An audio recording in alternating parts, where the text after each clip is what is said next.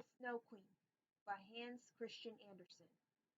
Long, long ago, when trolls still lived upon the earth, there was one more evil than all the others. He was called the Devil. He loved to mock human beings, and so he invented a mirror that made everything that was beautiful and good appear strange and horrid. At first, the trolls only played with the mirror, holding it to the world and laughing at the reflections. But one day they flew up into the sky with it, and the mirror spun out of their hands. Down, down, down it fell, shattering into a million pieces. Some were as tiny as grains of sand, and when the wind came, it blew the pieces everywhere. If one of these ever entered a person's eye, nothing looked right again. But far worse was the fate of someone whose heart was pierced by a silver of the mirror. The person would soon forget the pain. He would go on as before, never knowing that the heart inside him had frozen into ice.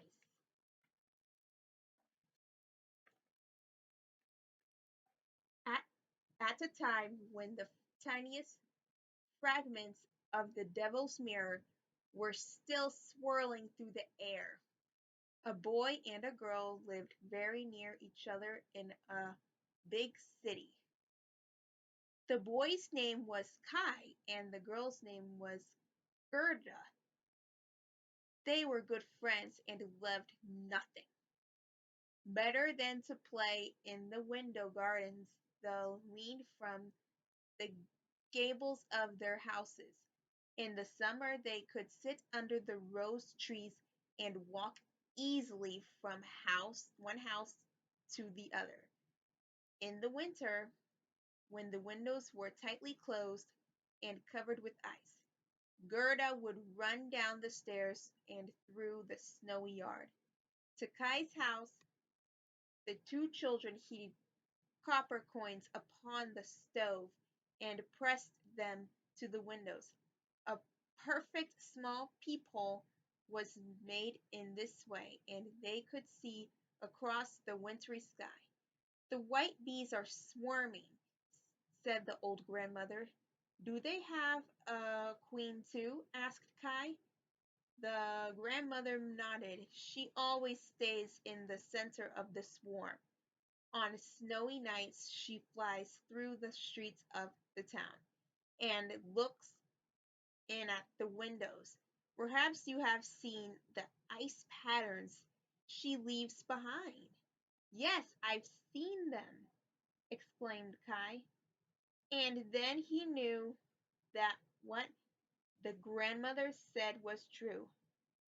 Late that night, as Kai was getting ready for bed, he went to the window and looked out through his peephole. It was snowing softly, as Kai watched the snowflakes piled one on the other until they took the shape of a woman. She was made of glittering ice. Her eyes shone like two stars, yet neither rest nor peace was in them. She nodded and beckoned to Kai. He jumped back in terror, and in that moment a shadow passed the window as if a great bird had flown by. It was the last storm of winter. Soon the thaws came and the earth grew green. Once again roses bloomed in the window gardens, and the children were able to sit outside.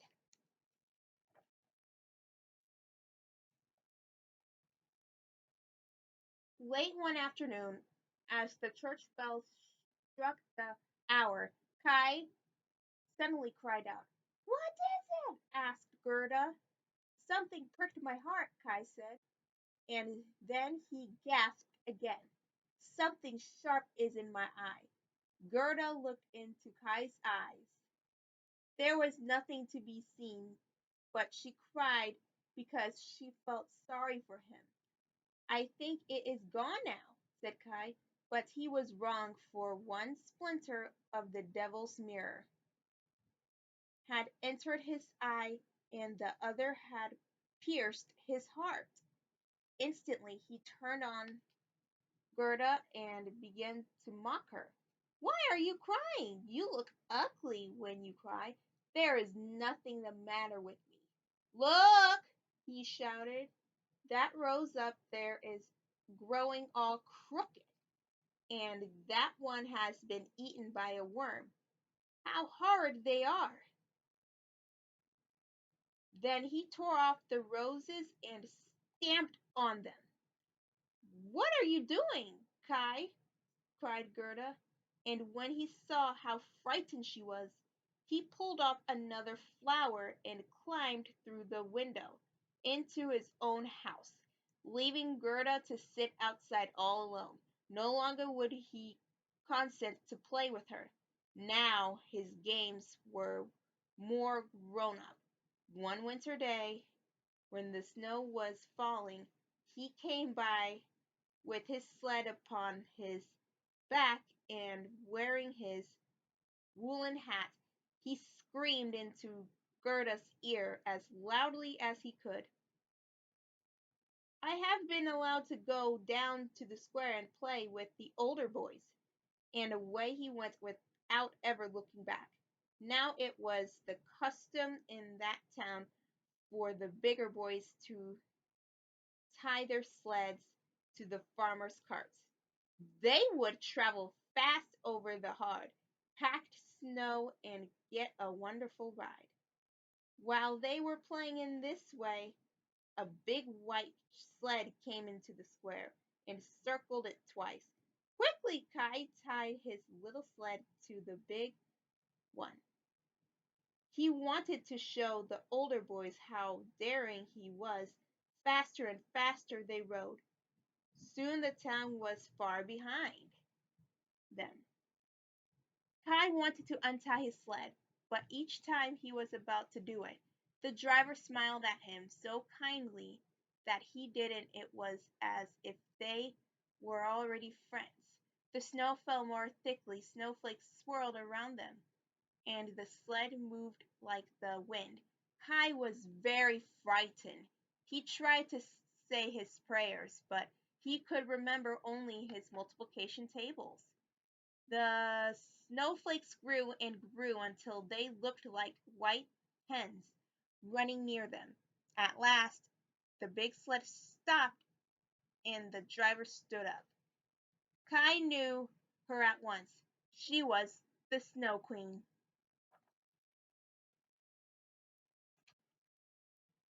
How cold you look, she said. Come closer and let me warm you. She put her cloak around Kai and kissed his forehead. Her kiss was like an icy wound. Yet at once Kai felt stronger, and he did not notice how cold the air was.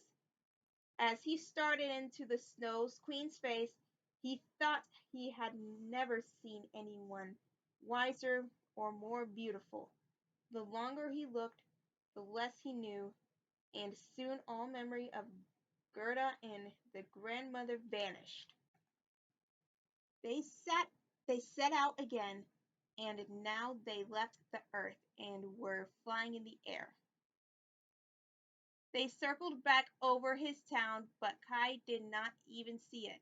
Above oceans, lakes, and mountains they flew, spurred by the wind. He could hear the cry of the wolves and the cawings of the crows. The white moon came out and traveled with them across the sky. When daytime came, Kai slept at the feet of the Snow Queen.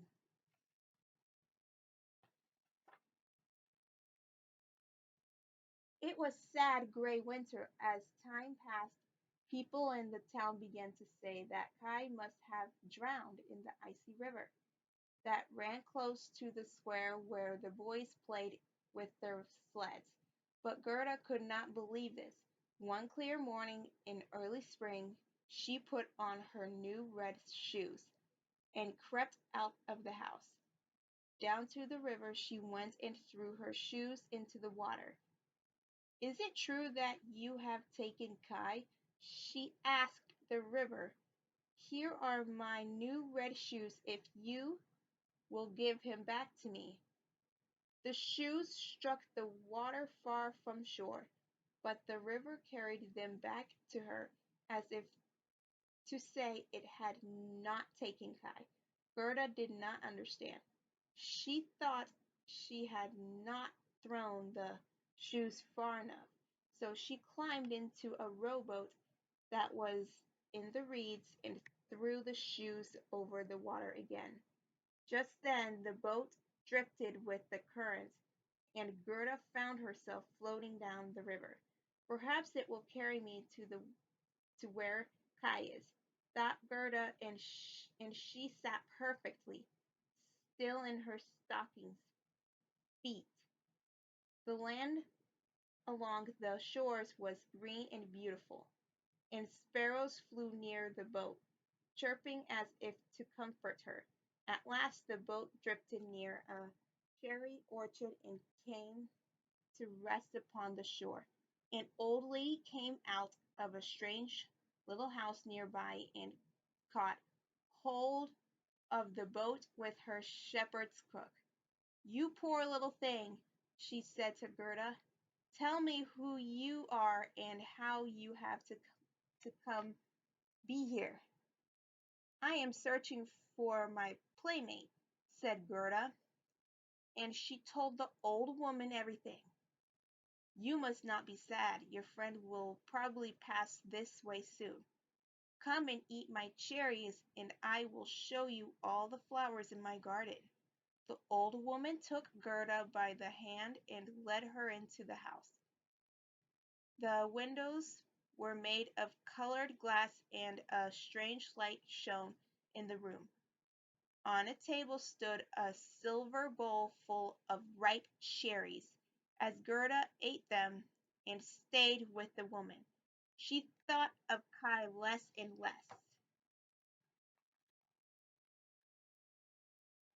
The old woman knew witchcraft, but she was not evil, and she had always wanted a little girl. That evening, when Gerda had fallen asleep, the woman went into the garden and pointed her shepherd's crook at the rose trees. At once they sank into the ground and disappeared. She was afraid that if Gerda saw the roses, she would think of Kai and run away. In the morning, she took the girl outside and showed her the garden. Gerda played in the golden sunshine with the flowers and came to know everyone. But always something seemed to be missing, and she could not think what it was. Many weeks passed, and Gerda might have stayed forever, lulled by the old woman's kindness and the beauty of the place. But one day she noticed the painting of a rose on a broad-brimmed hat the woman often wore. At once she leaped up and ran outside. Why were there no roses among all the flowers in the garden? Gerda was so sad that she wept, and where her tears fell, a rose tree suddenly grew up. She breathed in the fragrance of the flowers and thought of roses at home and of Kai. "I have stayed here far too long," she cried. "I must find Kai." "Do you know where he is?" she asked the roses. "He is not dead," they answered. "We have been down under the earth where the dead people are, and Kai was not there." Gerda ran among the flowers, asking all of them if they had seen Kai. But though the flowers sang to her, they knew only the words to their own songs. In despair, Gerda ran from the garden and latched the door in the garden wall. Outside, the earth was cold and gray. Suddenly, Gerda realized that it was late autumn. Back in the old woman's garden, she had not seen the seasons change. There it was always summer, and the flowers of every season bloomed at once.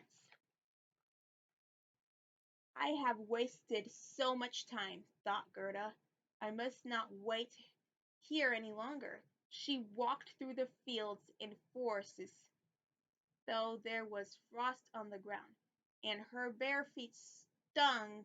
The leaves on the trees had turned to yellow, and a cold autumn mist dripped down through their branches. How harsh and sad the world seemed! Finally Gerda found herself in a dark forest. In the evening it began to snow. Then there was a whoosh of dark wings and a large cow landed near her. "Caw, caw!" he cried. By this Gerda knew he was greeting her in a friendly way. "Do you know where my friend Kai is?" she asked him. "Perhaps," said the crow slowly. "There is a castle not far from here, and in it lives a princess. Recently she has taken a husband, a young man who is stranger and is rumored to be afraid of nothing."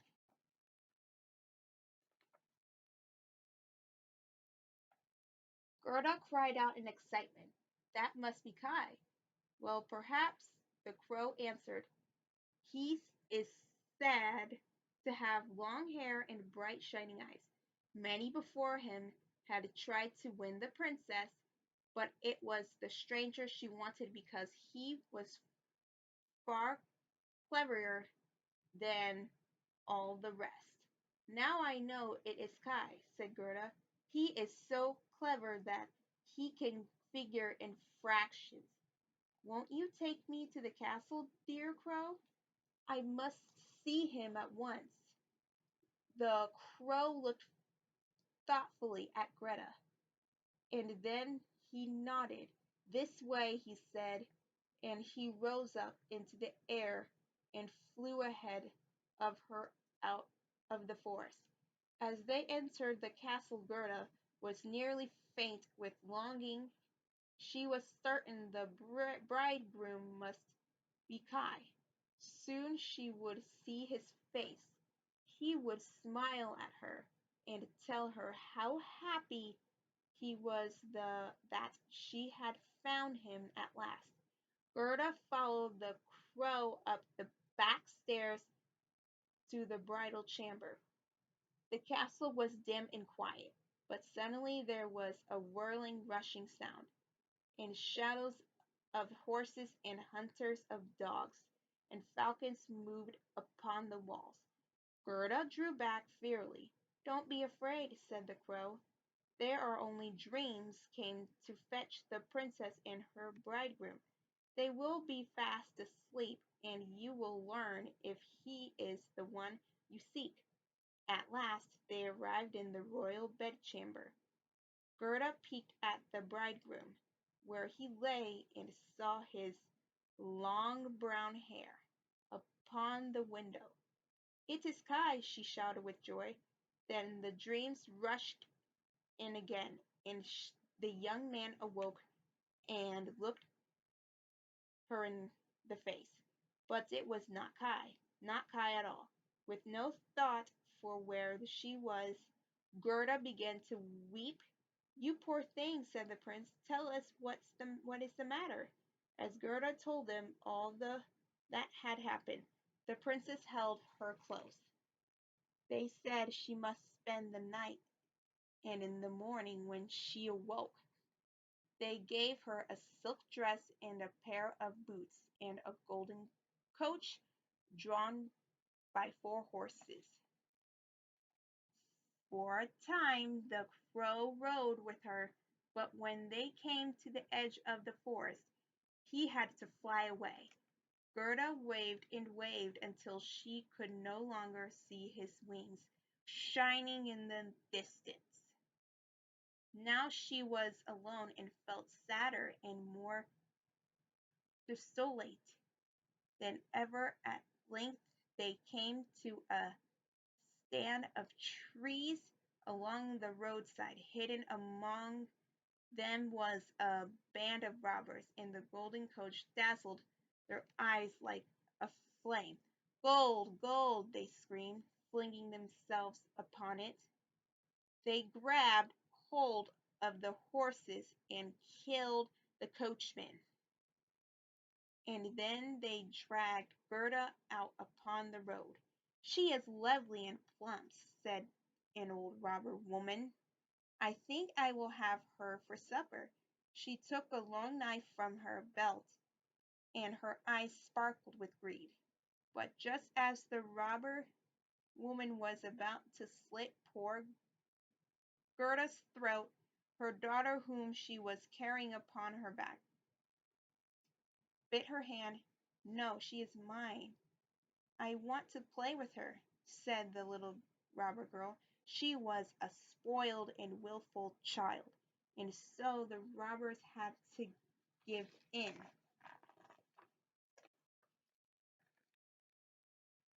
Late that night, when they arrived at the robbers' castle, the girl asked Gerda if she was a princess.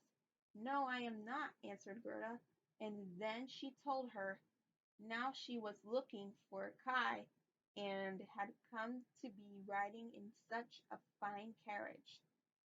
The robber girl looked very seriously at her then and nodded. I won't allow them to kill you. Even if I do get angry at you, I will do it myself. Gerda was very frightened. The walls of robbers' castle were black with smoke, and ravens flew in and out of the tower. Dogs roamed freely through the halls. They jumped up in the air, but they did not bark. That was not permitted. In the corner where the robber girl slept were all her pet animals. Two wood pigeons were kept in a cage high up in the rafters, and a reindeer stood tied near her bed. I like to keep them imprisoned, she told Gerda. It amused me to see their sorrow. The little robber girl went to sleep with her knife clutched in her hand, but Gerda was afraid to close her eyes. She did not know if she was going to live or die. In the middle of the night, suddenly one of the wood pigeons cooed. We have seen Kai. He sat in the Snow Queen's sled, and white hens ran near them. She has carried him to a land far to the north. You must ask the reindeer where it is. He will know. Oh, yes, ice and snow are always there. It is a wonderful place, the reindeer said. There an animal can roam freely in the shining valleys. That is where I was born. Then he grew silent, remembering all he had lost. In the morning, Gerda told the robber girl what she had heard from the animals. The girl listened quite solemnly and then jumped out of bed and hugged Gerda. I will help you. Leave me your pretty dress and your boots. You shall take the reindeer. He will carry you to your friend. She tied Gerda onto the reindeer's back and gave her some meat and 2 loaves of bread. Away they went as fast as they could, farther and farther north. They heard the wolf's howl and the raven's call, and suddenly the sky was filled with great arcs of colors. They were the northern lights. At last they came to a little cottage at the border of Lapland. An old woman came out, and they told her where they were bound. You must find my friend, the Finnish woman. She will be able to help you, the old woman said. She wrote a note on a piece of dried codfish, and they set out once more. When they reached the Finnish woman's house, they had to knock on the chimney, for the door was nearly buried under the snow. But inside the house it was as hot as an oven. The Finnish woman gave the reindeer a piece of ice to cool his head, and read 3 times what was written on the codfish. Poor Gerda was so tired that she fell asleep in the corner. Then the reindeer and the Finnish woman talked together quietly. "You are very wise," the reindeer said. Can't you make a magic drink so that Gerda will be able to defeat the Snow Queen?" The woman smiled at him and patted his nose. "I can give her no power than she has already. Don't you see how people and animals must serve her? Don't you see how she has been able to journey so far, though her feet are bare? No, my friend Gerda's power is in her heart. Her goodness and innocence are the only weapons against the Snow Queen." She woke Gerda up then and lifted her onto the reindeer's back. He ran a short way over the snowy earth and set her down beside a bush with red berries. It was at the edge of the Snow Queen's garden. Gerda looked back at him only once and saw that his face was streaked with tears. Then she followed the path and ran toward the Snow Queen's palace as fast as she could. Suddenly she saw hundreds of snowflakes. They whirled along just above the earth, growing larger as they came near. Some looked like huge porcupines, others like snakes working together. Still others were like bears with cruel grinning faces. All the snowflakes were blindingly white and horribly alive. They were the Snow Queen's army on the march. Gerda stopped short. Her breath came fast, forming vapor in the frozen air. As she stood there, it became more solid and shaped itself into a band of angels armed with shields and spears. They threw their spears at the snow creatures, shattering them into thousands of pieces. There were no more barriers after that, and Gerda was able to walk into the Snow Queen's palace. The palace walls were glittering ice, and the windows and doors were made of wind. In the glare of the northern lights, Gerda could see the gates opening before her. Echoing vast and cold was the Snow Queen's place. Yet Gerda had come so far already, and she was not afraid. She ran through halls of drifted snow that turned and twisted for miles. At last she saw a tiny figure, blue and cold, seated on a frozen lake. As Gerda drew closer, she saw that it was Kai. He was playing with pieces of ice, arranging them into parents. The game was very important because the Snow Queen had promised that if he could form the right word, she would give him the world and a new pair of skates. The word was eternity, but Kai could not remember it no matter how hard he tried.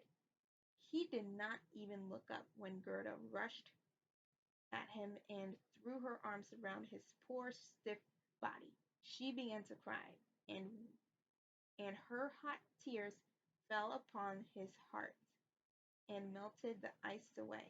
Only then could he see her. "Gerda, oh Gerda, is it really you? Where have you been for so long?" "The place is this, Gerda. Why is it so cold and empty here? As he looked around him, Kai burst into tears. He wept and wept until the grains of glass in his eye was washed away. Then he held on to Gerda's as if he would never let her go. So glad were they to be together that they never even noticed that the pieces of ice had formed themselves into the word Kai had been trying to make. Now the Snow Queen could return, and it would not matter, for Kai's right to freedom was written upon the frozen lake. Then Gerda took his hand, and they walked out of the Snow Queen's palace. They spoke of the grandmother and of the roses that bloomed in the window gardens. The wind had died down and the sun shone through the clouds. At last they reached the bush where the reindeer was waiting. Now there was a younger one too, whose udder was full of warm milk for them to drink. Kai and Gerda climbed upon the reindeer's backs, and the animals carried them along until blades of grass started to break through the snow. Goodbye, goodbye, the children called to the reindeer when they had come to a palace where it was early spring. Here they heard birds singing and saw that the trees were all in bud. The towers of their own city were shining in the distance. Soon they were walking up the stairs to the grandmother's house. Nothing had changed. The clock on the wall was ticking, and the wheels inside it moved. But when Kai and Gerda stepped through the doorway, they knew that they had grown up. They were no longer children. In the window gardens they saw the roses blooming. There were the little stools they used to sit upon. As they went out into the sunshine, all memory of the Snow Queen's palace and its empty splendors vanished. There they sat, the two of them, and it was summer, a beautiful summer day. The end. I hope you liked this story.